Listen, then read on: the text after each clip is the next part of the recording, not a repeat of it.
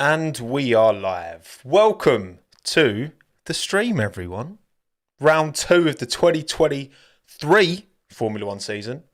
We're back at Saudi Arabia. Let's roll the intro. 3D logo. Spin, spin, spin. Hello, Tub Talks. Leandro, Adam, Max, Average, Beam, MG. I need to play Beam MG. Never played it before. Thoppy, Jamie, Farzad, Matthew, Chira, Hamza, Lewis, Martin, Professor Z, Pablo, Matthew, Juhi, Rick, Panthera, Jupex, Marek, Axel, Matsunochi. Thank you all for coming. Thank you to everyone who's watching live. Thank you to everyone who's watching after the fact and everyone who's listening to this audio only after the fact as well. Welcome to your ears. How are you all doing, everyone? Good to see you all.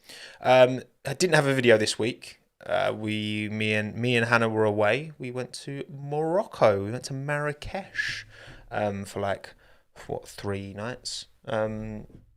Really beautiful place. If you've not been before, would thoroughly recommend.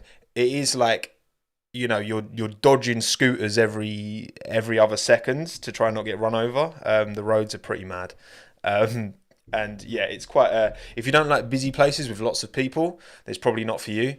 But yeah, and consider it's only it's 3 hours 15 the flight was from Gatwick, so UK.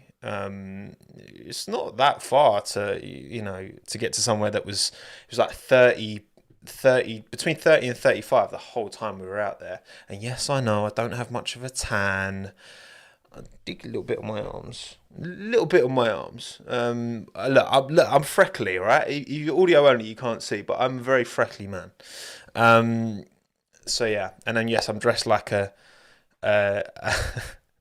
dressed like one of those Dementors from Harry Potter, all black, hood. It's cold. It's actually not that cold today, but it's still. I want to be cozy. Also, I've got this. Look at this hoodie, F1 H&M, 20 quid. Go on their website, bargain. I just wanted a nice oversized hoodie, and we're here. But anyway, enough of that. Enough of talking about me and my holiday. Who cares about that? Let's talk about Saudi Arabia, shall we? Should we talk about Saudi Arabia? Yeah, let's do it. Let's start with... Oh, and also, one last little bit of promo for the audio only. This live stream, if you can't watch the rest of it, or you don't want to look at my face, or whatever reason you choose, you can listen to it on all good audio only platforms. Did Minton come to Morocco? No, he did not. He stayed at home with my mum. So yeah, good Minton, good boy. Maybe I'll bring him out later. Maybe if you stay to the end and you're watching, you might get some Minton content. This is how I keep the watch time. Keep the engagement. I've got to utilize every out I have, and I have a sausage dog, so I have to use him. Why watch audio? Well, you can't watch audio only, Karan. See, that's you can't watch audio only because it's only in there. It's only in your ears. Anyway, right, okay, cool. Let's talk about round 2. Let's talk about Saudi Arabia, a Grand Prix that, again, we'll put let's start with a early poll. What do you, as a circuit, what do you make of Saudi Arabia? What do you make of the race? Do you think it's a banger? Do you think it's decent? Do you think it's or do you think it's awful? What do you think? Get your thoughts and feelings in the poll, please, and let us know. Yeah, you are being used, Professor Z. You are. It's top tier manipulation from this YouTubist, the YouTubist that I am. Yeah, let me know what you think of the track, because again, it's not been on the calendar for long. I mean, 2021 was mad, obviously, given the context of when it was because it was towards the end of the season in 2021, and then they moved it to the start of the season last year, and obviously that battle in the context of that Hamilton Verstappen championship fight, which it was crazy, but there was a lot of stories going on as well. Ocon almost snuck on the podium. It's one of them that it's certainly high speed street circuit. The danger element is there. We've seen some big shunts. We've seen Schumacher. We've seen Leclerc. We've seen Schumacher twice actually. Didn't he crash at Saudi in 2021 as well? I seem to remember him going on straight, and then obviously last year he had the massive shunt in qualifying. Okay, yeah, most of you, 51% of you saying decent, 36% of you saying banger. Only 13% combined are either or awful, which is good. And you're right, Will. Cheers for the 199. There have been some changes this year. They've moved the DRS detection line from before the final corner to after the final corner. So that should, in theory, negate some of that DRS chicken that we were getting, which, as much as it was entertaining, it was also a little bit silly. I guess you kind of get that to an extent. It's not so much chicken at Bahrain, I guess. That's the thing. Because it was very, very much that, yeah. It was a bit dodgy at Saudi Arabia.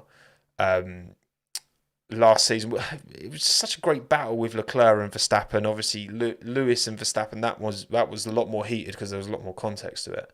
Yeah, and some people liked it. I think it treads a fine line, doesn't it? When you've got something like DRS that drivers are purposefully, braking earlier or slowing down earlier to then utilize, then it starts to become a little bit. Look, you could argue anything's a gimmick, right? But then it does, maybe detract somewhat from the purity of the racing. But how important is that to you? It's all subjective, isn't it? It's entertainment at the end of the day. So it doesn't really. Yeah, I mean, I get it from both sides. I think it's probably a good change. I'm quite happy to say. Were there any other changes, chat, actually? I saw they've moved the DRS detection line. Have they made any other changes to the Jeddah, Corniche, whatever circuit they call it? Because also, wasn't the plan for this track to only be like a temporary venue for the Saudi Arabian Grand Prix? And the idea is originally to keep it here for now and then to move it to a purpose-built circuit. Because, again, I feel like this circuit, look, the poll is doing the talking. If you're watching representatives of the Jeddah Corniche International Circuit, whatever you want to call it, I don't even know what it's called, 86% of the people think it's either decent or a banger, which, a lot of tracks don't go down well in F1 fans' minds. So this is actually... Oh, that was Qatar, wasn't it? Oh, yeah, you're right. It was Qatar. Okay, sorry, I'm waffling. Yeah, because that circuit is already a purpose-built circuit. The Losail, isn't it? Losail. Did I go to Bournemouth Uni? Yes, I did, Sam. Big up Bournemouth. Although as long as West Ham don't... I'd rather Bournemouth get relegated than West Ham, obviously. But I'd like them both to stay up, obviously. Obviously West Ham. But I'd like Bournemouth to stay up as well. Got a place in my heart, Qatar is made for MotoGP. Yeah, because that circuit was on the calendar for MotoGP for a while, wasn't it? Before F1 went there. Yeah, fair enough. Look, I think that... is it for Saudi Arabia as well, Hamza? In a couple of years, they'll move to Riyadh. Really?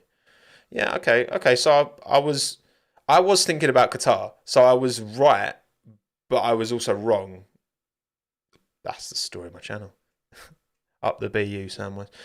I was Lime Regis first year, so I had the ugly pink, yellow hoodies. Not ugly pink. Pink's a great colour, hence why it's all over this channel.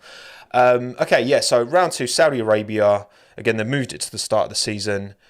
And look, I'm excited. The thing with Bahrain is that Bahrain was such a difficult circuit to take too much from. You've got not much in terms of high speed corners. You've got massive tyre degradation because they've never resurfaced it.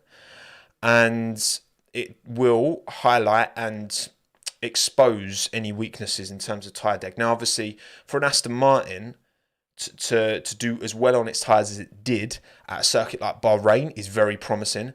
But I would expect Ferrari to be in a better place this weekend because, again, their issues with tyre deg were just fully exposed at Bahrain. But we'll see at Saudi. We will see. Right, so what happened last time at Saudi Arabia? Bit of a banger. We had Yuki Tsunoda. He broke down before the race even started. Checo was, Checo was pretty clear of Max.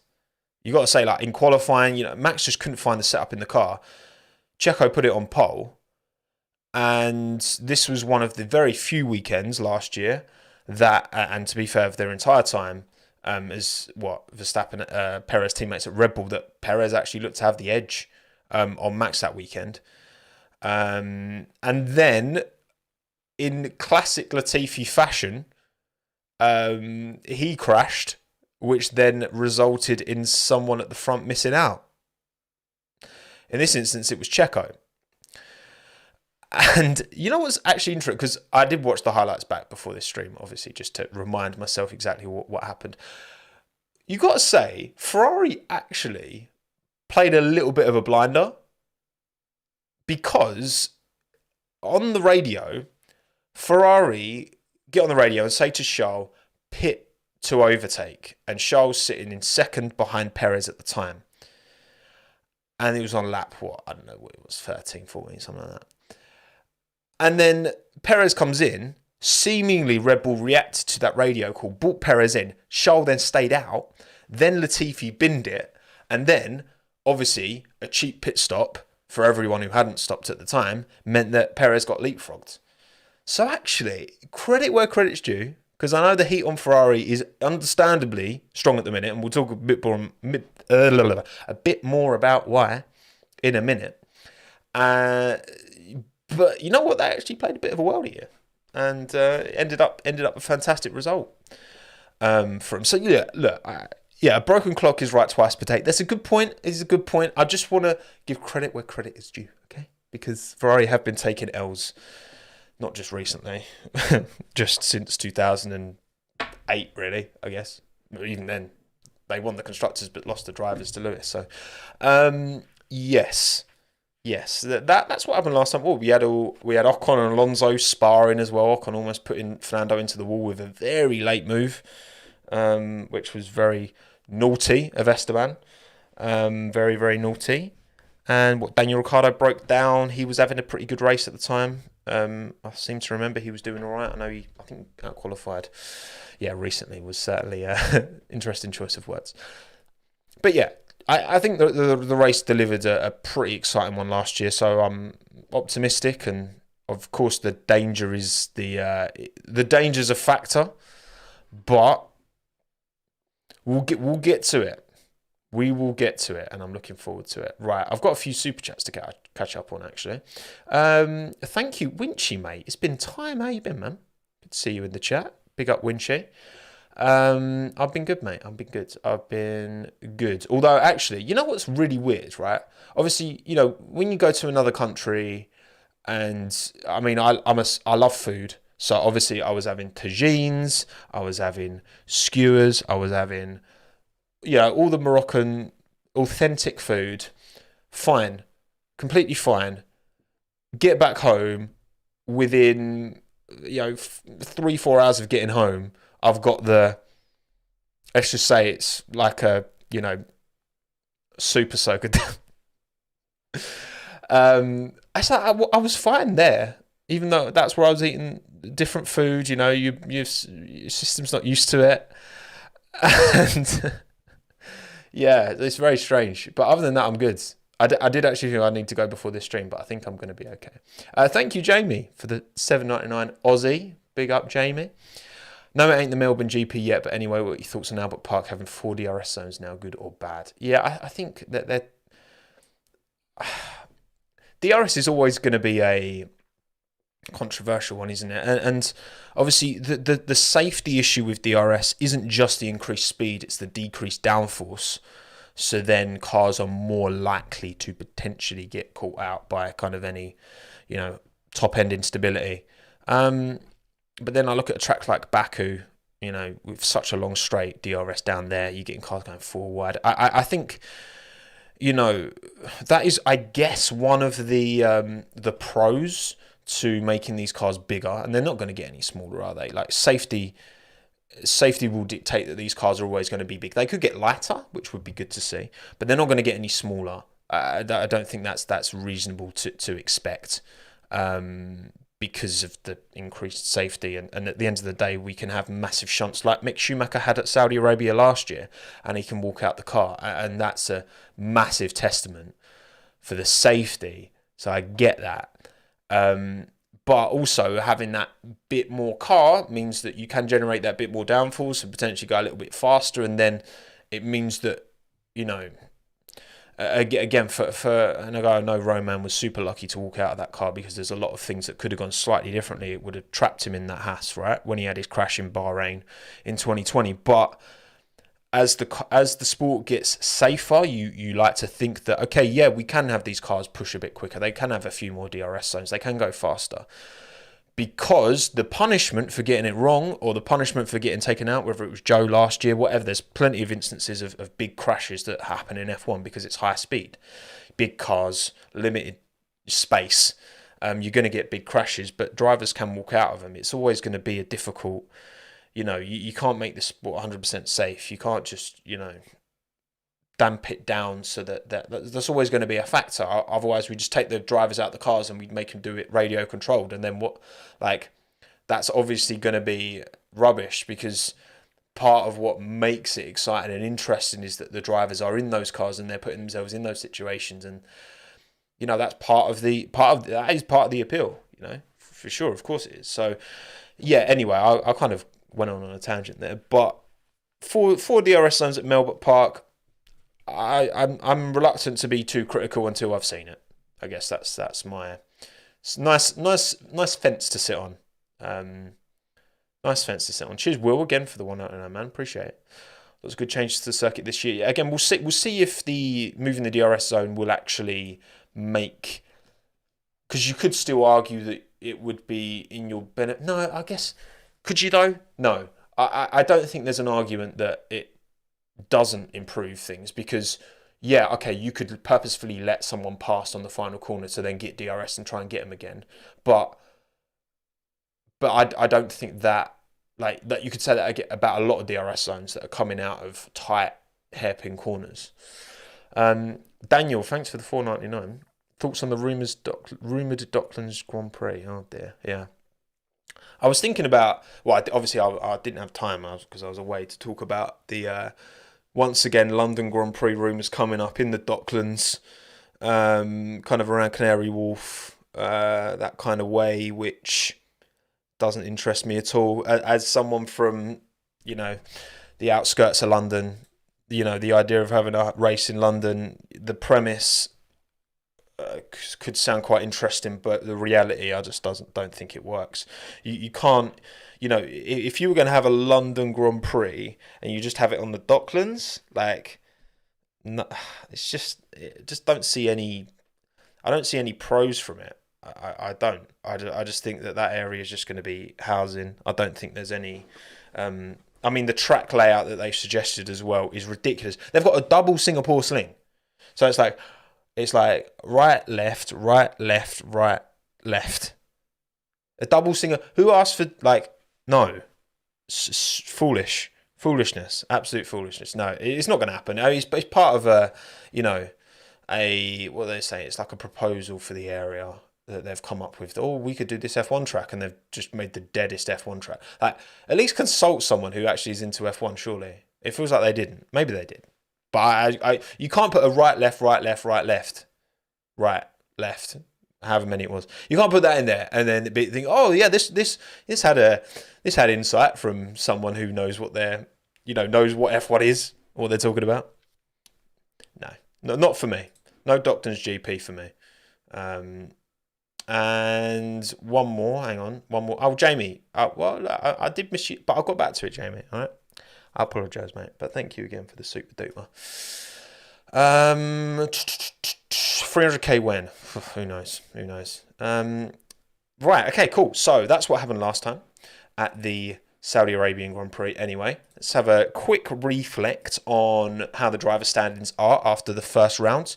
So Verstappen leading the way over Checo. You got Fernando Alonso P3. Vibes. Big vibes. No fastest lap point so far because Joe got it in the last race. And Yeah, I think hopefully we'll get some questions answered this race about certain teams. I'm thinking Alpine, there's a lot of unknowns. Mercedes, Ferrari as well. I think with a lower tyre deg, it'll be interesting to see where that performance is. Williams, like it's a quick track and that car's good in a straight line. McLaren, was that just one-off? Technical gremlins stopped really seeing their performance. Were they actually closer to like Gasly's pace? Hard to say. Hello, AV. Welcome to the live. And rate the Yorkshire GP. You see on Twitter, shared on Twitter, someone had posted comparison from Rascasse to in Maidenhead. There's like a round. It's not even a roundabout, but it looks like a roundabout, and it's like identical. Maidenhead Grand Prix. Love to see it. And then in terms of driver championship, again, Red Bull already got a nice 20-point buffer, which I'm sure they're quite happy about. Only P4 for Scuderia Ferrari. Oh yeah, I meant the hairpin. I should have just called it the hairpin. I know the name of one of Monaco's corners, and I say it, and it's the wrong name. I meant the hairpin. You're right, I did. Williams P7 up the Albon. Come on, Sam. Right, okay. Predictions time. So predictions. I put a poll out last night before I went to bed on Twitter and YouTube community. So either follow me on Twitter at TWOMMO1, TWOMMO, because only W's are taken on. No, it's actually Twitter and then Tommo is Tommo. That's the real reason I put it. And is AlphaTauri still red? Oh, for God's sake. Okay, it's staying red. You're staying red, Scuderia AlphaTauri. I mean, you've got Scuderia in your name, so it's basically the same thing. And I forgot that bit again. What was I saying? I lost my trail of thought now. Damn it. Predictions, yes. I put them out. Ask for yours. Race winner. Best drive, worst drive. Best team, worst team. And your predictions for... Yeah, all in red. That's true, Thomas. That's what I meant all along. I meant all in red because AlphaTauri is now red. So all in red. Spot on. Thank you, Thomas. That's definitely what I meant. Your predictions are as follows from 1,855 votes. And again, if you want to vote on these, make sure you follow me on Twitter and subscribe. Like and subscribe. Do it now. Check. Take this time to go check if you're watching on YouTube, obviously. If you're audio only, then just 5-star. Do all that stuff. That's nice. That's nice to do that. That's nice of you to do that for me. Right. So yeah, 70% you saying Max Verstappen takes the win, race winner. 18% Sergio Perez. So he's got a bit of an increased following, which obviously look at Saudi Arabia last year, and Checo was there with Max for sure, which is not something we've seen for a long time. Was that in part because Max was, that car was quite overweight at the start of last year and it's quite understeery. It wasn't really suited to Max's style. It would be interesting to see if Checo can retain that because he was within a couple of attempts at Bahrain of Max as well. So it is looking kind of promising for Checo. From what we've seen so far, I really hope that he can close that gap right up because, do I want to see him lose his seat? No, of course not. Got a lot of time for Checo. He's clearly a lovely, lovely bloke. 5% Alonso, 3% Charles Leclerc think is going to come through the field, which again, if you don't know what's happening to Charles then, and why I've said come through the field, then, well, we'll get into that when we talk about Ferrari. Best drive, Fernando Alonso, 34%, unsurprising there. He's still getting repped heavy. We'll see. I mean, Aston Martin, it's looking good. It is looking good, Brev. 15% Leclerc, again storming through the field. Verstappen 11%, assuming a win, and then Hamilton 5%. Hard to know where Mercedes are going to be, isn't it? It's very difficult to know because it's a very different track to Saudi Arabia. Very different track. And we're going to Silverstone this year. No plans to go to any races this year, Toby, but we'll see. We'll see. I mean, when I went to Miami, that manifested like 2 weeks before the race, so we'll see. Worst drive, 30% have gone for Nick De Vries. It wasn't a great first race. It wasn't terrible, but he was quite far off Yuki in qualifying and didn't really make much of an impact in the race, although he was kind of stiffed on strategy a bit to help out Yuki to keep Zhou Guanyu at bay. So We'll see. Piastri 14%. It's harsh, but someone's got to get voted, haven't they? And Piastri will get whitewashed. Do you reckon? I don't know. I'd be surprised. I'd be surprised. Magnussen 8% as well. Didn't have a poor qualifying. K-Mag didn't really do anything in the race either. He had a bit of a stinky weekend in Bahrain. Best team. 68% Red Bull, 15 Aston Martin, 5 Ferrari, 4 Alpine. Alpine, keep your eye on Alpine. I think we'll see. I think we'll see. You know, they were strong last year. Almost got on the podium last year in Saudi. Remember that with the Ocon Bottas drag race to the line. So Alpine, I think, have got good pace around this track based off previous year's experience. And also, wasn't it? Oh no, was that? Or was that 2021 that Ocon? Because I remember obviously that image of like Verstappen, Hamilton, Ocon going into turn one from the restart. Was that 2020? Yeah, it was 2021. But either way. What do the percentages mean? The percentages mean the percentage of the vote. From 1,855% of the vote. 1,855 votes, sorry. 30% of the vote for worst driver was Nick De Vries. 14% was Oscar Piastri. 11 was Tsunoda. 8 was Magnussen. 21 was him almost getting the podium. 22 was him scrapping with Alonso. It's true. And worst team, McLaren taking the vote, which, I mean, again, if they don't break down, I think their pace is okay. But reliability is, I think Spanners posted it on Twitter, is like reliability is as much a part of performance as anything else. And it's true that if you both your cars have got issues and conking out, then your performance isn't. You can talk about potential performance all you like. If you don't make the end of the race, or if your car's having to pit about 17,000 times to get to the end of the race, then you got no performance because it doesn't mean anything. There you go. My predictions, though, these are yours. Mine, I'm going Carlos Sainz race win because why not? I think that Ferrari will be much more competitive this weekend. Charles Leclerc starting towards the back. Again, we'll talk more about it. So I'm going Carlos Sainz, race winner. You miss 100% of the shots you don't take in life, all right? Remember this. Best drive, I'm going Pierre Gasly. I'm expecting good things from Alpine. And he was very strong in that race at Bahrain. So I think as long as he doesn't have a stinky qualifying again, I think Gasly will have a good weekend. Worst drive, Nick De Vries. I'm just not that confident in the AlphaTauri. And he was quite a bit off Tsunoda from what we comparatively saw anyway last week. Best team, I'm going Alpine. I think Alpine are going to surprise a few people. That's where I'm putting my, Ocon and Gasly. But I think Gasly's going to have he was very strong last week. So I've got good reason to believe. And then worst team, I've gone Mercedes. Because I could see Alpine being quicker than Mercedes at Saudi. Possibly knocking them down to 5th quickest team this weekend. We'll see. It's a prediction. I'm not from the future, but that's what I'm saying. I think Alpine are gonna have a good weekend because I think we didn't really get to see that Gasly's pace was really good.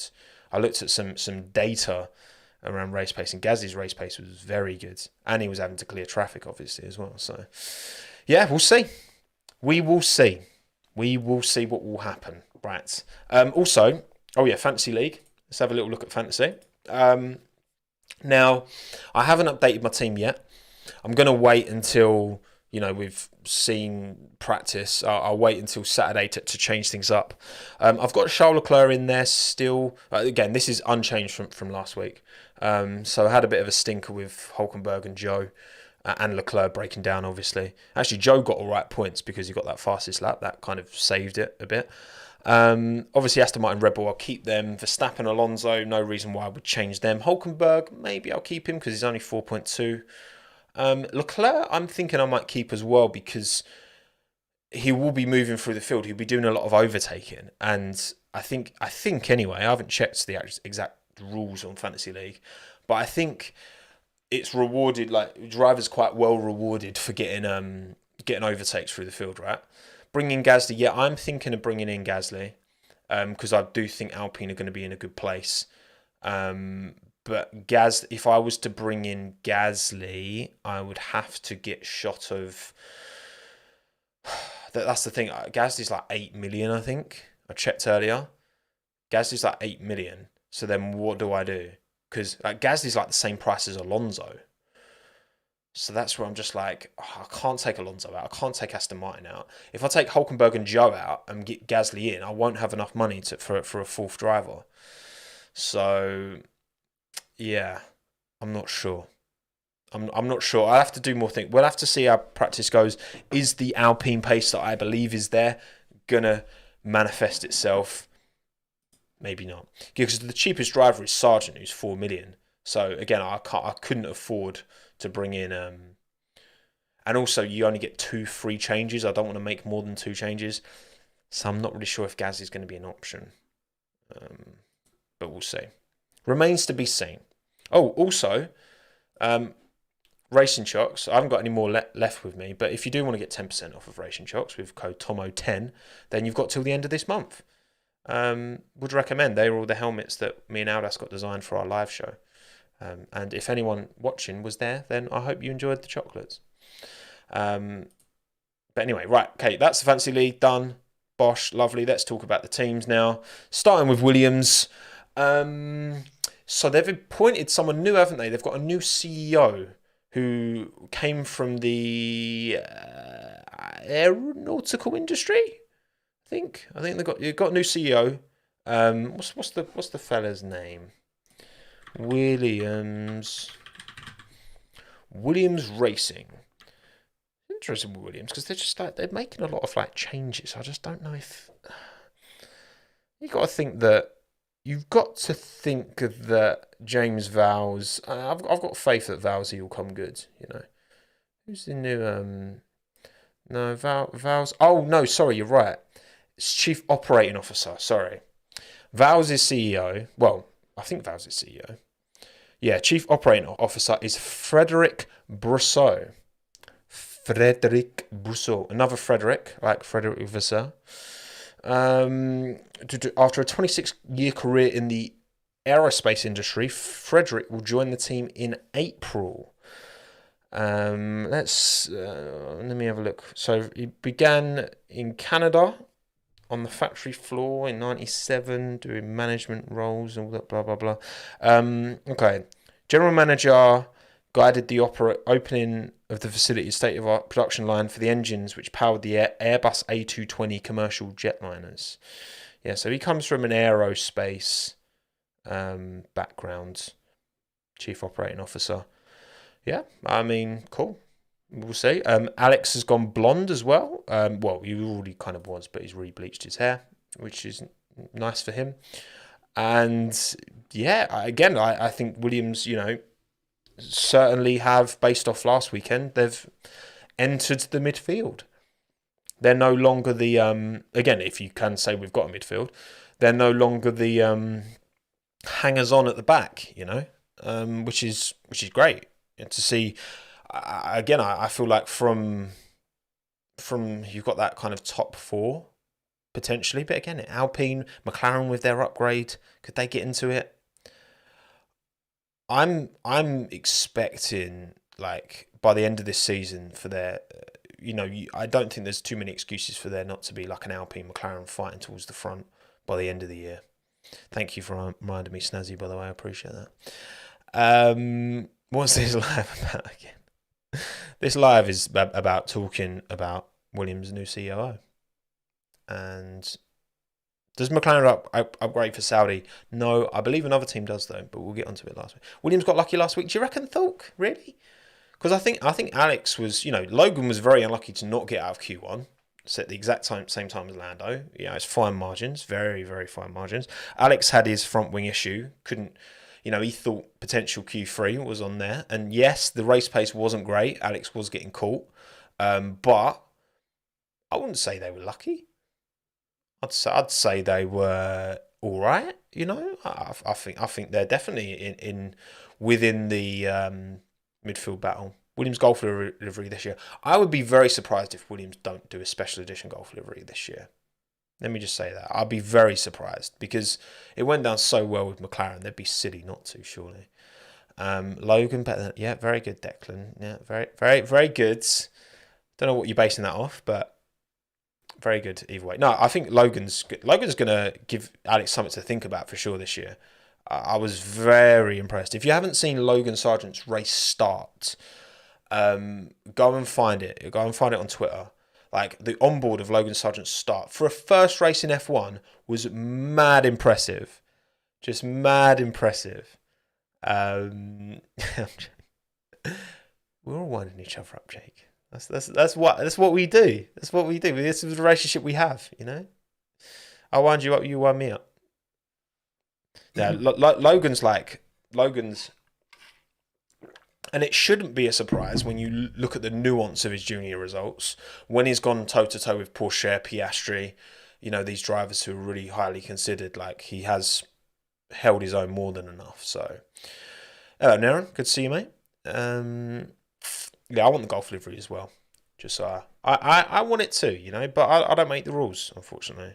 No, Williams, I'm expecting decent weekend. I think, you know, fringe of the points again is not off the table at all. Not off the table at all. We'll see. Logan points this week. Sorry, that would be decent. Sargent every bit as good as Piastri.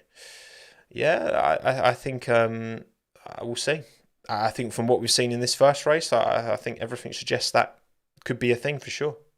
And again, it's good to, yes, he's American, great for the US market. Williams getting better, the Rilton American money there, cool. But it's like, he's there on merit, clearly, because he's already, you know, destroyed any, you know, dry weather performance we saw from Latifi. In the wet, Latifi had some good races in him, but dry weather performances, I don't think ever came close to what Logan achieved last week. I'll be honest. AlphaTauri, yeah, I mean, Yuki was, you know, P11, not far behind Alex. You know, if any driver was going to overtake Alex Albon to take the point, then I would have not happily, but I would have been the happiest with it being Yuki, because I love Yuki. I've got a lot of time for him. I think he will come good this year, and he was much quicker than De Vries in qualifying. We'll see. It's just how much faith do I have in that team? Not much. You know, you go from, at times, third quickest car in 2020 to right at the back is a real shame. But I do think Red Bull surely are lining up that team for a sale. Surely they can't justify keeping hold of it for too much longer. Maybe with, you know, when Matashitz was around, he you know, possibly saw value in keeping it because F1 felt like a real passion project for him. But obviously now, since his passing, new people coming in, you know, how much can they justify keeping that team going to promote a clothing brand when they've already got a Red Bull car at the front? I've said this time and time again. Just stick the AlphaTauri logo on the Red Bull car, give it a prominent position on that car, put it on the rear wing or something, I don't know. And that car's going to be getting more airtime anyway, you know, because it's going to be more likely to be winning races. So, you know, it just seems a bit silly to me that they keep that team going. But I mean, look, someone else come in, take it on to the moon, make Minardi great again. Exactly, Javier. Exactly. Haas, again, Hulkenberg did very well in qualifying. He's always been a solid qualifier. Had that damage to his front wing in the first lap, which really ruined his race. It's such fine margins, wasn't it? Because he didn't even realise he got hit. He didn't even realise there was contact. But then eventually, obviously, you know, you get damage to your front wing, and the reduced aero, the way that, you know, all of the air, that is the first touch point of air to your car. So if your front wing's messed up, and you remember, like, the front wing works with the, you know, it's even having push rod or pull rod affects suspension on the front, affects how the airflow goes to the side pods, goes down to the back of the car, goes to the rear wing. And if your front wing is done, then that's going to have, you can argue, like, proportionally a bigger impact, because that's then affecting all of the aero going to the rest of the car. So he was just munching through tyres, changed the front wing, it was fine, but it was too late by then. So it was shame for Nico. Kevin, yeah, the pace didn't look great either way, because Kevin wasn't able to make inroads in the race either. Bit of a DRS train. We'll see. Hopefully Saudi doesn't strike me as a track that really, you know, Struggles too much with DRS trains from memory anyway. We'll see. Bob Brown, thank you for the $2.99, mate. Did you read about Aramco's profits for last year? No, I didn't. I'm assuming it was a lot. Tommo explaining time. Exactly. If you come for aerodynamic philosophy knowledge, then you're at the right place. Okay? Definitely. I promise. William Story needs to be back in F1. He should buy AlphaTauri. I think that's probably out of his budget now. If we're talking like £1 billion for an F1 team, which, you know, if it's a 600 million buy-in to start your own team, then you can see why £1 billion would actually kind of make sense. Big money. Oh, Declan, 4 a.m. Saudi. Harsh. Right. Aston Martin, again, having them down here in the... Because I've done this in reverse constructors order from last year. It seems like we're talking about them too soon. Yeah, look, I think Lance would have been glad for the week off as well. We didn't go straight into this race after Bahrain. But Lance Stroll, I'm seriously considering putting him in my fantasy. I'd love to have Stroll and Gasly in there and not change anything else, but I'd be over budget. Lance really impressed me last week for a man who started his F1 career. What am I saying? Career in 2017. So 2017, 18, 19, 20, 21, 22, 23. I'm Jonathan Ross.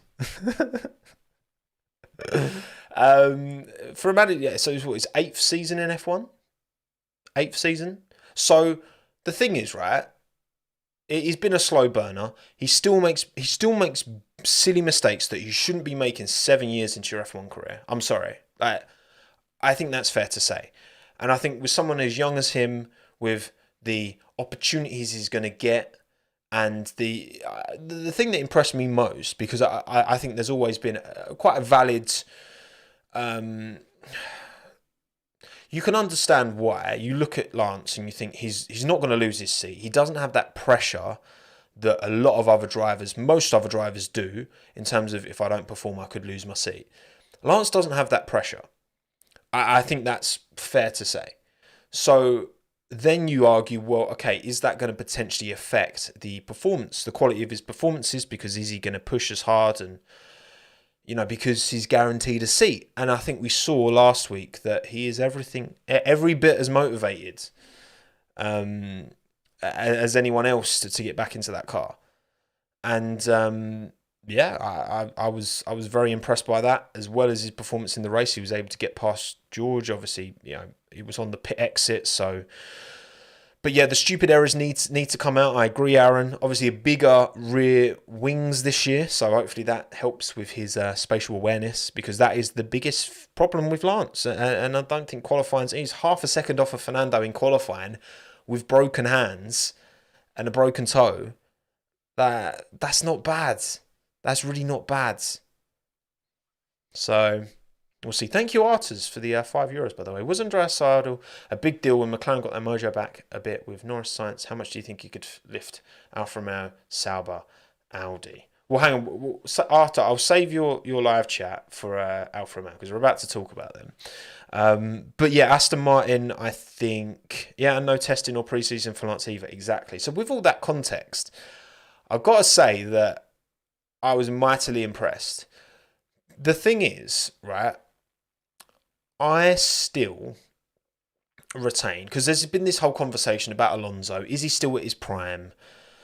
Blah, blah, blah, right? And he's in his 40s and he's driving a car that's kind of potentially going to fight at the top. Do I think he's still at his prime? I would say that based off of the gap relative to Ocon last year, which Alonso was ahead, but how much was he ahead by? You know, Ocon had his fair share of qualifying dubs over Alonso. You look at how close Stroll was relative to Fernando throughout the race and in qualifying and all that. You know, I think that, honestly, in my opinion, that does a disservice to Fernando in like 2012, where he was just ridiculous. It was a joke. Obviously, you look at 2005, 2006. Do I think he's at his prime, like the peak? I wouldn't say so, because I think he would have been more clear of Ocon. That's my thought, and we'll see. Obviously, with Lance, as Lance should be gradually improving because he is still very young. We'll see. We'll see where it'll end up at the end of the season. I don't think it will be as much of a whitewash as people are expecting. Like, for example, I'll do a poll. Do you think Stroll will outpace Alonso in qualifying? Or how many times do you think? How many times do you think? So none. So do you think he'll never outpace? And obviously, sometimes you can outqualify your teammate, but your teammate's had an issue or caught by traffic or whatever. I'm talking about like outpace. So none, 1 to 3 times, maybe 4 to, 7 times, or 8 plus. In qualifying this year, obviously we're talking about this year. Didn't really need to stipulate that, because again, you look at Ocon. I think it was about 15-8 maybe to Alonso, maybe 14-9. I can't actually remember what the head-to-head was. Fernando Esteban last year, but there was a reasonable number of times where Ocon outpaced Alonso. It was in the minority for sure, but it didn't happen week in, week out. Versus you look at what the head-to-head was for Verstappen Perez, for example, or Norris Ricciardo. You had genuine, pretty much on pace whitewashes. I think based off what we've seen, I think there's good reason to expect that Lance has, actually become a pretty good F1 driver. And as much as his path in isn't one that, particularly is inspirational, for example. It's not like he's gone through hardships like, Lewis or Esteban, or a lot of these drivers who came from, quite, humble beginnings. Most drivers don't. Most drivers are rich, and it's just Lance's dad isn't just a billionaire. I mean, Lando Norris's dad's a multi-millionaire. Like, most of these drivers come from wealth. Verstappen's dad was an F1 driver. Like, you've got, there's not many examples of that. I just think it's also, you can't hit Lance with that for his entire career if the performances are starting to come, which they are. They didn't with Latifi, but they are seemingly with Lance now. So, okay, 54% of you think Stroll will outpace Alonso 1 to 3 times this year. 26% think 4 to 7. Only 3% of you think 8 or more times. I'm probably saying, I think I would go 4 to 7. 23 races this year. Could I see Lance outpacing Fernando 4 times in qualifying? Yes, I could see that happening. Although 17% of you say none. So we'll see. Remains to be seen. Right, okay, next team, Alfa Romeo. Again, Artus, thank you for your €5. We'll go back to your comment. Was Andreas Seidl a big deal when McLaren got their mojo back a bit with Norris Science? How much do you think he could lift Alfa Romeo, Sauber, Audi? I'm still on the fence somewhat about Andreas Seidl, because I don't know how much responsibility I put on Andreas Seidl for McLaren's poor start to this year, because remember, he only left. Like, this car would have been signed off, while Andreas was still at the team. I don't know how much I put that on him. I've also, reading things and listening to McLaren fans more educated on McLaren than I am, talking about how, James Key has arguably been given more responsibility now. So is it more on James Key for McLaren struggles? I'm not sure. Ultimately, I think even when you do, I'm a big proponent, supporter of Andreas Seidl, and I still think you have to question that sometimes when, you see McLaren struggling, you're like, oh, doesn't look great on Andreas because he just left. But again, maybe he was always gonna, if Audi were if Audi or anyone from the VW group was going to come into F1, he was always likely going to make that move because of his pre-existing relationship. And I think he wanted to move back to Europe as well. That is as much part of this, decisions like this. Alfa Romeo are based in Himmel in Switzerland, which isn't a million miles away from Germany. Either way, it's continental Europe, which, a lot of, there's not, in terms of the lack of borders, like it is very, it's an open place where you could live. He could live in Switzerland. He could still live in Germany and commute in every now and then. Who knows? Like family, friends, all that. These are proponents in these decisions. It's when like football players change teams. It's when it matters less for the drivers because most of these drivers, they're only at the team bases like very infrequently. They don't all live like right next door. They're in the simulator every day. They have other drivers to do that. So the drivers themselves, they all just live in Monaco. It doesn't really matter too much to the drivers, but I think as a team principal, you need to. I know Europe mainland, Europe mainland. So versus in the UK, I think there's a difference there for sure. Like, and yeah, I feel like that was part of it. Look, I think the potential is obviously higher. Alfa Romeo, it wasn't a. Yeah, Bottas was best of the rest, wasn't he? Like really, outside the top four, he just had a really solid, quiet race. That is obviously how they started last year with Bottas in the points week in, week out. So can they maintain that performance? Hopefully. Yeah, I think it will be interesting to see. And again, I've got faith in Joe that he's going to come good this year. I've got big faith in Joey. Got a lot of time for him, and I hope he does well. But yeah, we'll see. I'm not expecting too much from them, like crazy, because I think when Alpine, Gasly's not starting the back and Ocon's not having 27 time penalties, I think the Alpine will be quicker than the Alfa Romeo. I think the McLaren, if it's not breaking down, and especially after this Baku upgrade that's been touted, I think they could be potentially as well. But that's the thing; it's such a scrap now behind the top four, seemingly anyway. Maybe even pulling Mercedes into it. It's such a scrap for those last kind of few points. It almost makes you think, once the sport gets competitive, and I guess once the sport is really competitive, you can still stick with the top 10. It's kind of difficult at the minute. If for example, we've got like a top four that's really set, then there's only 2 more points paying positions for everyone else. For all 12 cars, there's only 2 positions to get points if there is this established top 4 that doesn't really change. So we'll see. Not feeling optimistic about Alfa Romeo. Yeah, I think they'll be okay. I'm more excited for next year because I think the Audi influence will start to come in next year. I mean they've already bought 25% of that team anyway. But McLaren,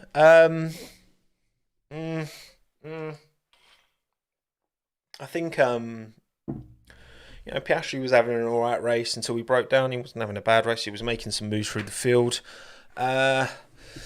It's hard to know how bad things have gone wrong for McLaren. But again, a track that's going to be lower on tyre deg. Hopefully they sort out the issues they had. Again, start of last year they had a stinker in Bahrain, and then round 4 they got a podium. So who knows? Don't think that's going to happen this time. I think McLaren fans hold out for Baku and then pray that it actually does what they're hoping it does. The upgrades, the changes. Remains to be seen. Not much more really to say. Like I don't think Piastri could have done much more really. Like he was making all right inroads in the race, but conked out, and then Lando just getting pit stop practice in for the team basically. So fast and unreliable. And again, look, the unreliability takes away points. The thing is, if there are only P10 and P9 consistently available to score points, then it then becomes a bit tricky, doesn't it? Obviously, you're always going to get Ferraris breaking down because that just happens. Could have used his F2 wheel to go for. Yeah, it was a shame for Oscar. A shame for his first race to end in the way it did. But we'll see. McLaren fans don't get too there's still a good racing car there. It's just a little bit of a, if they'd have had the Baku upgrades for the first race, maybe and obviously not the technical gremlins, then maybe we're having a different conversation here, you know. So I think that's what James Key said, and I think Lando said that as well. It's like Lando said it's like, the team needs to be starting with those upgrades, not getting them after 4 races, because you want to build that early momentum, you know, it's important. But still 22 to go, exactly. Still 22 races to go. Alpine, again, I'm confident in Alpine this weekend. I think they'll be in a very good place. I think they could be fighting, if not quicker than the Mercedes. That's my bold prediction. We'll see. The pink and blue. Obviously, yeah, Ocon. Look, obviously reflecting on Ocon's penalties, the grid box one is stupid. Like, that's such a schoolboy error. Like, you can see everyone else lined up like quite nicely in their boxes, and Ocon's just like over here. It's like, no, Esteban, don't do that. He comes in. It's not his fault. The team did like 4.6, wasn't it? That timer was off, so they didn't serve the 5-second penalty. And then he came in again, and he sped by 0.1 kilometers an hour. 0.1. I can't really be too hard on Esteban for that. Yes, it's one of them that, yes, it was his fault, but it was by 0.1 kilometers an hour. Like, how quick is that? How quick is 0.1 kilometer of an hour? Oh, it's 0.1 of a kilometre of an hour, isn't it? It's 100 metres in an hour. Imagine walking slow enough down the 100 metres to, like, I don't know, right? You're doing like the sprint, right? You're doing 100 metres. Imagine taking so long it takes you an hour. An hour. An hour. An hour to cover 100 metres. That's how much he oversped by. That is twice as fast as a garden snail, really, Dr. Jack. I mean, maybe an egg. What kind of egg? An hour. Yeah, look. Look, that's not much. I'm just saying, all right? It was harsh, but yes, he did do it, but it's harsh, okay? But that's racing, in it. So I think he'll have a good Jeddah. I think Gasly's pace was phenomenal at Bahrain as well, so we'll see. Well, if the race is won by 0.002 seconds, it makes a big difference. You're not wrong. You know, yeah, if Logan Sargent had been 1/1000th of a second quicker, then he would have got into Q2, but he didn't. Also, that reminded me, I don't know if you saw a post on Twitter about IndyCar does qualifying to 4 decimal places. So it's 10,000ths of a second. So they probably would have split Sargent and Norris if they'd have had an extra decimal place. So it was quite interesting that they do it to 4,000ths of a second. That seems a bit excessive. But there's still, even with 3 decimal places, you still get people setting the exact same lap times. So yeah, Jerez 97, where you had 3 on the same time. Exactly. Team issue, not driver, due to calibration of limiter. Yeah, I think we'll see. We'll see with Alpine. Maybe I've jinxed them. Probably. That sounds like me. Mercedes, I'm not expecting much from Mercedes. Straight line speed, their engine seems to be a bit better this year, but I can't say straight line speed is something that's really, like, it jumps out to me as being a strength of that car. I just think with Aston now being up there, with Ferrari, I think they'll be much better this weekend. They'll have more pace. Obviously, Charles not being up there is going to help Mercedes because he can't be right up there. Not much more to say on Mercedes. Look, they put out that letter. What do we make of that letter? What do we make? I'm doing a poll. What do we make of the Mercedes letter to fans? What we say? What are the needed? I'm going to write a few different responses. So it's needed. So you think it's needed? Do you think it's cringe? Do you think it's? I'm seeing a few cringe. Right. I wrote cringe. I looked up at chat, and then about 4 of you have written cringe. Funny or unnecessary? I guess maybe. I don't know. Take a pick, any pick. I I just, you think when there's been obviously right a lot of like Lewis has come out and said he feels like the team didn't listen to him, and I think that is maybe a, a way of putting that out there into the world, where obviously Lewis knows he's been in this game long enough. You put out a statement like that, everyone's going to jump on it, media's going to jump on it, fans are going to jump on it. I think he wants a reaction from. I wish all of the available. Yeah, I don't know. Where do I sit? Because basically, if you don't know, Mercedes put out a letter. I haven't read it, to be honest. I didn't read it. I like breezed through like the first part of it. And it's basically saying we know we're in a bad place, but we're hoping it gets better. We're confident. Yeah, actually, it's a good idea. Let me go and find the letter, and we'll look at it on screen together. Okay, rather than just talking about the letter, we can actually kind of go through it. So let me just Mercedes on Twitter. Scroll through. Let me find the letter for you all, and then we'll kind of go through it. Come on, you can't be posting this much between now and the letter, Mercedes. Just show me the letter. There's it's race week with George. Actually, I'll just do screen share now, so it gives you something to look at. Right, where are you? Showcasing the merch, nice. There's Lewis sitting on a chair, lovely. George pointing to AMG. Is that repping AMG? Where's this letter? Where is it? When did they post it? I actually can't find the letter. hang on. Let me go. Right. Let me just find Mercedes letter to fans. Open letter to bar. There we go. A letter to fans. Okay, here we go. I should have just done this first. Sorry, I've wasted all your time.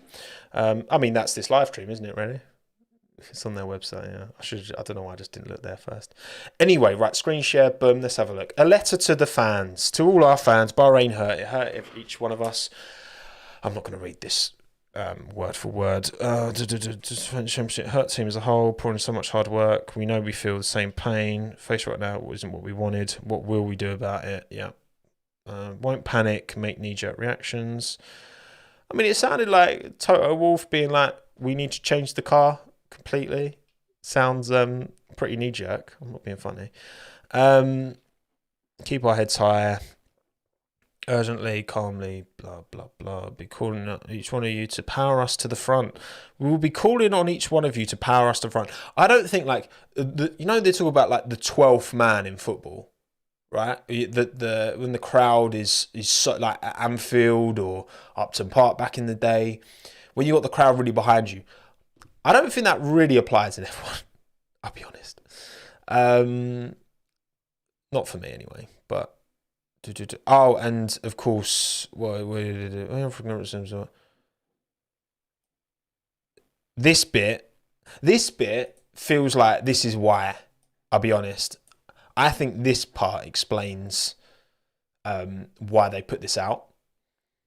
Whether you're offering criticism or support, there's a right way to do it and a wrong way. We want our online community to be a safe space for healthy debate where people treat others and treated with respect, be it any team members. Blah, blah, blah. Be nice on the internet, basically. Which, yeah, I think if anything's provoked and prompted this statement, it feels like it is big. Because there's been a lot of, obviously a lot of upset fans, and I get it. Sports, we're passionate about our sports, you know what I mean? And it's, but a lot of people do overstep the mark. And it's not. You cannot take to it. Yeah, I know. It's just, yeah. It kind of is. It feels like whatever these teams. And I spoke about this. I think maybe I look back where I've said in the past. I feel like drivers should speak out. Just generally, drivers should speak out against fans who claim to rep them and then spread nonsense online. But actually, I think now reflecting on that, it's probably quite naive. Do I think actually that, you know, Max coming out and condemning his most extreme fans, or Lewis doing the same, or Charles doing that, or whoever, or Mercedes doing that, or Red Bull doing that, or whoever, is that actually going to make a difference to the kind of people who conduct themselves like that on the internet? Probably not. Yeah, you ignore them. Rule one of internet: don't feed the trolls. It's true. It's true. Yeah, it's something with this, with doing what I do, it kind of has to be something that, you know, very rarely is there an upside to actually address anything when like people are getting mad at you, rightly or wrongly, you know, like rightly or wrongly, even if it's something you like regret saying or regret doing, to then address it just always makes it worse. It's just, you have to just ignore these things. I only watched the troll when RPM makes fun of him. He does a very good job of that. You can't argue. He does a very good job of making fun of the trolls. Yeah, no, it's I don't know. Sometimes this sport is just a bit cringe, isn't it? It just is. But yeah, cringe and unnecessary win the vote on that poll. Mercedes, hopefully, you know, for George, for Lewis, I've got a lot of love for both of them. Hopefully this isn't quite as lost a cause as this car maybe looks. I mean, look at the shoulders on that car in that picture. By the way, look at the shoulders. My goodness. Yeah, we'll see. We'll see, Mercedes. We'll see. I've not got much hope, though. I'll be honest. I've not got much hope. But then Ferrari have a 10-place grid penalty for round two. Round two.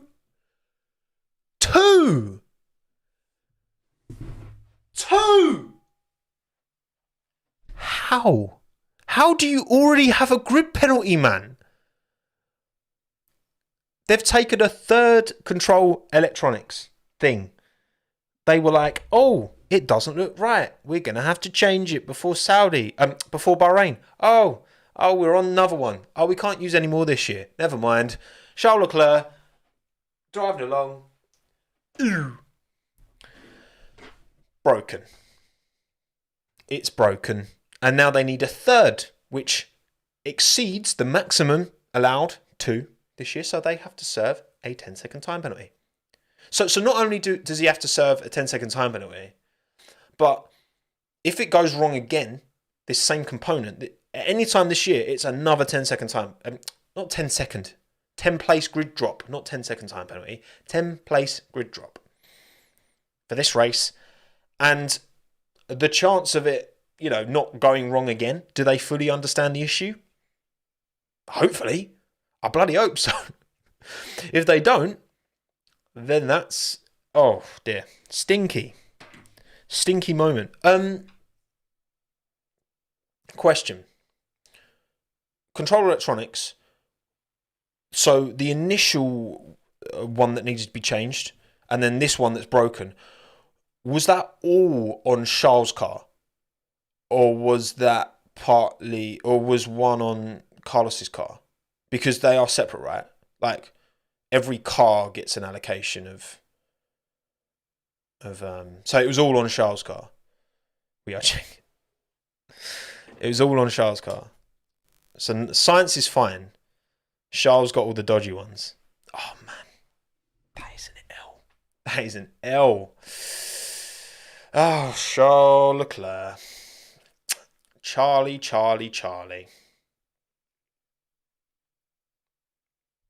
Actually, I'll let me show you my finest work, which I created this after we saw the intro, anticipating more shenanigans from Ferrari, and they delivered sooner than I expected.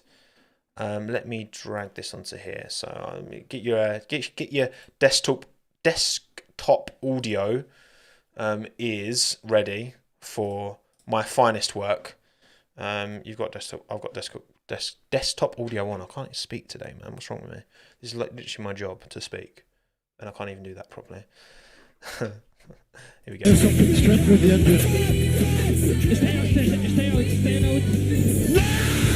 There's something straight through the engine.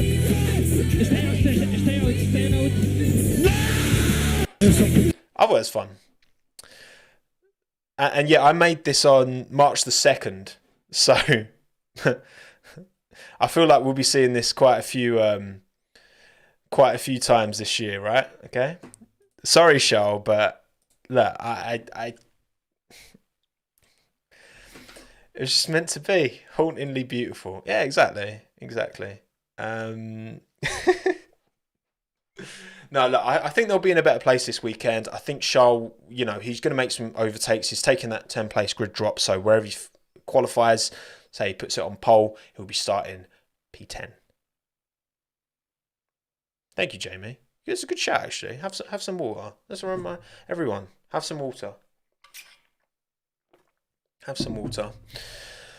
Everyone's enjoying that. Good. I'm glad you enjoyed my little edit. Okay, I was very proud. I saw I saw all of the people reacting to him doing this, like when he's like leaning on there, and I was like, oh yeah, I should put that song over it, and then also some of the radio. Poor sod. Yeah, exactly. You got a feel for it, man. It feels like it's just opportunities getting squandered left, right, and centre, and a lot of it's out of his control. He's had his fair share of shunts, yeah, of course. Like he's made his own mistakes, but all in all, it's mainly been out of his control, isn't it? Which is a shame. Not much more to say on Ferrari. Again, Carlos Sainz didn't have a great race, so for me to back him to win, like he was quite slow in Bahrain relative to Charles before the car went boom. But Carlos Sainz, I've got, he's known to have a bit slow starts. I think at Saudi he'll do a much better job. Can he capitalise with Charles Leclerc having to make his way through the field? We will see. We will see. Has there been a grid penalty due to reliability this early in the season before? I'm sure there has, Samwise. I'm sure there has, but I don't know. I'd be surprised if there hasn't, because, cars broke down all the time back in the 70s and 80s, didn't they? But then I guess grid penalties were less of a thing back then, so maybe not. And then finally, Red Bull. Max had a bad tummy, didn't he? Actually, let me show you. Tommy did a really good. Like, Tommy's just so good at Twitter, man. Like, Tommy's actually jokes. He's just so funny. Why isn't it coming up with? I need to find the tweet that he put out because it was really good. Screen shares again. Sorry to any audio only people. There we go. Max, you can't defeat me. I know, but he can. A tummy ache, because Max had a tummy ache and stomach illness, as it's called. I've got a bit of a tummy ache as well, so he's not going to be at the track, but his flight was delayed, so he won't be in Jeddah until Friday. Won't be on the track till Friday. So obviously that's when practice starts. So it shouldn't curtail Max's efforts to actually race, But yeah, Perez was very strong here last year. Again, put it on pole in quali and was very unlucky in the race, not to convert a win on merit potentially. Like, actually a proper win on merit. That would have been pretty vibes. But Latifi kind of spoilt that for him by shunting. So yeah, look, we'll see. There's no good reason to not think Red Bull are going to win this race. But anything can happen. Hence why I've gone with Carlos Sainz. Won't be on track till Friday. Well, yeah, so I think obviously if he's landing on Friday, I don't know, like, would he have to miss FP1 because he can't get to the track on time? Or, Max has got a private jet, so that's a point. Max has got his own private jet. So can't he just get there, like, just fly now? I don't know. I don't own private jets, funnily enough. Not quite that lucrative, this YouTube stuff. Maybe one day. Actually, we're flying out of Morocco. There was loads of private jets, there was about 20 private jets just laid out on the airfield. I was like, blimey. Different world, isn't it? Ricardo or Lawson for FP1 then? Yeah, that's a good question. Who would it be? Would it be... Because Daniel taking this third driver role, he's not actually. They've still got reserve drivers, so I think it might be Lawson. But Lawson's doing Super Formula, isn't he? In Japan this year, so I don't know if he's already out there or what. I'm not sure. Be good to see Liam Lawson in Super Formula. I think I forget, like, Liam Lawson's actually younger than I feel like he's been around for a while. I feel like he's been around for a while. I guess because I followed like the DTM season with him and Alex and all that. And actually, Lawson's still very young, so we'll see. Thank you, Lowell, for the $5. Made it live 6 a.m. here in LA. Gasly podium this year. I think I'm saying Alpine are going to be strong this. In fact, I've already put a certain Pierre Gasly as my driver of my best drive, my driver of the weekend, whatever you want to call it. So, you know what? Maybe it would take a lot of things to go wrong for other cars, but that's what happens. You know, that's what happened when Gasly got his win at Monza. That's what happened when Ocon got his win at Hungary as well. So you'll see. But yeah, Lawson's still super young, super talented. So yeah, and Ricciardo seems to be more at that team for advertisement than actually like doing any racing or any testing, which I do like. I don't know if you've seen, like, I've seen some clips of like Ricciardo, like Daniel doing. It just, it doesn't sit. Look, Ricciardo made the right decision by him to not race, and that's his decision to make. And I'm not going to sit here and criticise that decision because that's his decision to make. And no one, apart from him, is in his head and what he wants to do. He wants to take some time off. But to see a racer of Ricciardo's ability at the age he is at, which is in his kind of prime years, just on the sidelines doing social content for Red Bull, it hurts. It's not nice to see. I don't enjoy seeing that because it's like, I just wish, like 2018 Ricciardo, 2020 Ricciardo, he was just such a joy to watch. It was such a pleasure to watch him drive. And like to see now, it's just, yeah. I really hope he gets back in. Even if it's not a Red Bull, just anywhere and just driving at his best. I just hope his career is not like defined by this, you know, this poor decision to go to McLaren in the end. You know, he was onto a good thing at Renault. But yeah, I think you can say it's about a lot of drivers. Like, there's so many drivers you go through the history of the sport who, you know, wrong place, wrong time, wrong car. You wonder how many drivers, you know, just never got a car that worked with their style and always struggled, you know. But again, this is what sets a driver like Fernando, for me, right up there in terms of the greatest, because, you know, every car he's driven, whether it's been good or bad, he's excelled in, you know. Same about Lewis. It's easy to say, he's not always been in top tier cars. You look at that McLaren in the later years. You look at that kind of Mercedes in 2013, and he'd still get a win every single season apart from last year. You know, I think versatility is the most important part of what makes a well-rounded racing driver. But anyway, Red Bull, Verstappen win, probably, even with his tummy ache. But we'll see. Hopefully Checo takes it to him, you know. I'd love to see that. I would love to see that. Cool. Okay, back to main screen then. Oh, back to intro, actually. I mean, look at that intro. Oh, it's beautiful, isn't it? It's a beautiful thing. What else is there to talk about, chat? We're almost an hour 20 in, because I'll wrap this up pretty quick. But is there any particular things I've missed that we haven't discussed that have been going on in the world of Formula One? Because Lawson is young, and if he wins Super Formula and De Vries doesn't perform, could I see Lawson at AlphaTauri? Yes, I could, Jake. Part of me is kind of surprised that Lawson, yeah, I think he's got the super license points. Yeah, because he finished ahead of Sargent in the end, didn't he? We'll see.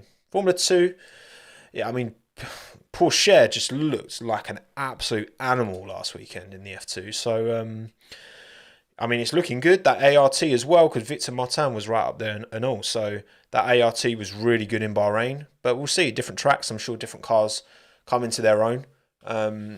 It's not going to necessarily be top tier every single race, but Jack Doohan had a bit of a stinker, didn't he, as well? So we'll see. We'll see. I mean, I'm team Yumo Uwasa this year. So up the Uwasa. Come on, San. Ricardo to Aston Martin. No, that's not going to happen. Especially the more Lance impresses and does if he can be as close to Fernando as Esteban was last year, then Stroll, there's no reason to get rid of him. Even if you'd be like, oh yeah, but just because of the money. No, like if he can do as good relative to Fernando, because everyone, a lot of people, and I'm not like, you expect Fernando to do an absolute job on Stroll, but Stroll's clearly improving. Bring Minton. Oh yeah, I'll bring Minton. Oh yeah, Maloney had a great drive as well, didn't he? Yeah, the F2. If you're not watching the F2 this year, you should be. Right, let me go grab Minton, and then we'll wrap this thing up. I'll just roll my intro one more time, just so you can enjoy my beautiful intro. I'll go get sausage.